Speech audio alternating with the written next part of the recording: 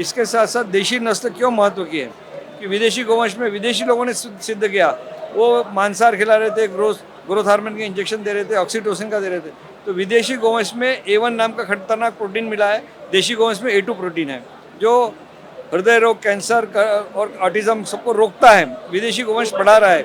उसके साथ साथ हमारे देशी गाय के दूध में स्वर्ण क्षार है, आयुर्वेद में स्वर्ण प्राशन होता है, तो हमारे देशी गाय के दूध से, घी से, छाछ से नैसर्गिक रूप से स्वर्ण प्राशन हो जाता है। तो हमको इसको बढ़ाना है।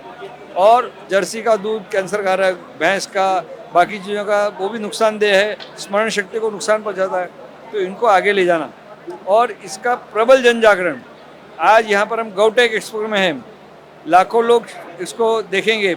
अभी भी आज इस समय शायद बहुत बड़ी संख्या, हजारों की संख्या अंदर है, देख रहे, सब कर रहे हैं। तो समाज जगाएंगे तो गोवंश के उत्पादनों को मांग बढ़ेगी, किसान अच्छा गोपालन करेगा, जैविक उत्पादन की मांग बढ़ेगी, पंचगव्य उत्पादन की मांग।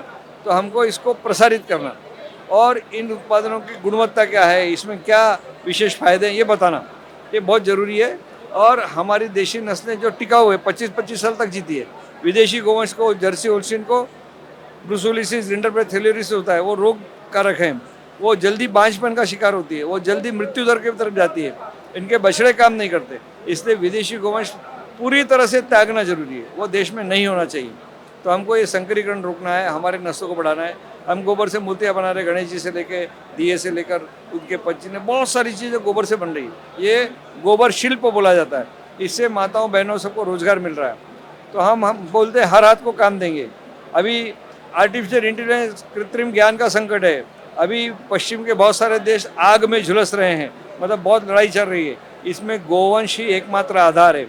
जो भारत की घोषणा है, सर्वे भवन्तु सुखिनः, जो भारत विश्व कल्याण की बात करता है, जो विश्व बंधुत्व की बात करता है, वो भारत गोवंश के आधार पर ही कर रहा है। हमारे परिवार इससे सुरक्षित रहेंगे, संगठित रहेंगे। इसलिए गोवंश हमारे जीवन का आधार स्तंभ, इसको बचाना समय की मांग है। तो विदेश से ईसाई महिला ने किताब लिखी है, काउ सेव द प्लेनेट, गाय सृष्टि को बचाएगी। तो ये चीज़ें समाज में नीचे तक हम लेकर जाएं। गाय को पेट में प्लास्टिक जा रहा है, क्या क्या संकट हो रहे हैं, लोग प्लास्टिक के पन्नियाँ, कैरी बैग बहुत ज़्यादा उपयोग कर रहे हैं, रोकना है। कि गाय की सुरक्षा हम करेंगे और नित्य गौसेवा करेंगे। कि शास्त्र में आया है, सुबह गाय के दर्शन के सारे पाप नष्ट होते हैं, गाय की परिक्रमा सारे ब्रह्मांड की परिक्रमा, गाय की चरण रज मस्तक पर लगे सारे तीर्थों में स्नान का पुण्य मिलता है। तो नित्य गौसेवा का सब संकल्प करें। कई जगह, कई मंदिरों में गोवंश आया है, तो इसकी नित्य गौसेवा जरूरी है। और गोवंश के काम में तन मन धन से सहयोग, योगदान, ये प्रत्येक मनुष्य ने, धरती के मनुष्य की जिम्मेदारी है।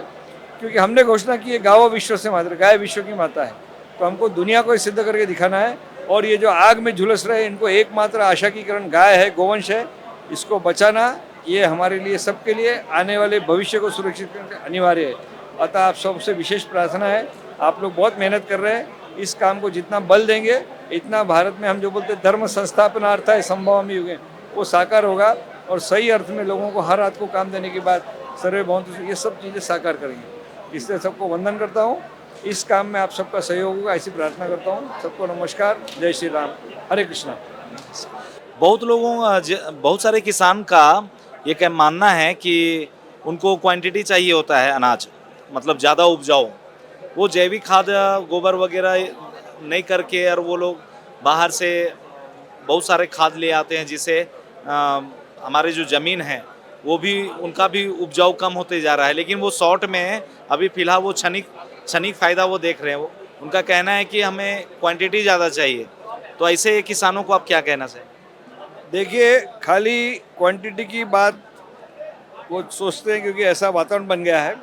हम उनको समझा रहे हैं कि उनके लागत मूल्य कम हो रही है, इनपुट कॉस्ट कम हो रही है, और बहुत मेहनत करते हैं। तो जो क्वांटिटी वो सोचते हैं, उसके नज़दीक भी हम पहुंच जाते हैं, पहले साल से भी पहुंच जाते हैं, कभी कभी ज़्यादा भी हो जाती है। क्योंकि जो रासायनिक खाद से डिमिनिशिंग रिटर्न बोलते हैं, वो कम होते जा रहा है, उत्पादन घट रहा है। तो जैविक खाद जमीन की उर्वरकता बढ़ाता है, पानी कम लगता है, रोग कम होते हैं, मनुष्य का रोग घट जाते हैं, तो अन्य बहुत सारे खर्चे कम हो जाते हैं। तो उसका खेती की भी लागत मूल्य 50 से 80 गुना कम हो जाती है। हमारे किसान जहाँ 50,000 प्रति एकड़ खर्च कर रहे थे, जैविक खेती में मात्र 600 रुपये में काम हो रहा है। तो हम उसको खर्च कम करने की बात, उत्पादन समानांतर रूप से धीरे धीरे बढ़ने की बात, और उनका खुद का स्वास्थ्य, गोवंश का स्वास्थ्य, ये ठीक होता है। और सबसे बड़ी बात, किसान जब गोपालन की तरफ बढ़ता है, उसको देशी गाय का दूध और घी, कई चीज़ें मिलती है, जिससे उसके परिवार का सुपोषण होता है। इसको समग्र रूप में उसको अर्थशास्त्र को भी समझने की जरूरत है, जिसको बोलते हैं दीर्घकालिक फायदे, लॉन्ग टर्म अप्रोच। वो शॉर्ट टर्म गेम्स में फंस रहा है, उसको बाहर निकालना है, हम उसको प्रशिक्षण दे रहे हैं। जो लोग गौ पालन नहीं कर पा रहे हैं, जैसे कोई शहर में किसी फ्लैट में रह रहा है और कुछ लोग जो गौ सेवा नहीं कर पा रहे, उनके अंदर भाव है, तो ऐसे लोग कैसे गौ सेवा कर सकते हैं, कैसे वो पुण्य के भागी बन सकते हैं? जिसके मन में कुछ न कुछ करने की लगन होती है, वो रास्ते ढूंढ लेता है। लगभग देश के केरल, कर्नाटक, आंध्र, कोई भी प्रदेश पकड़ेंगे, सब जगह गौशाला है।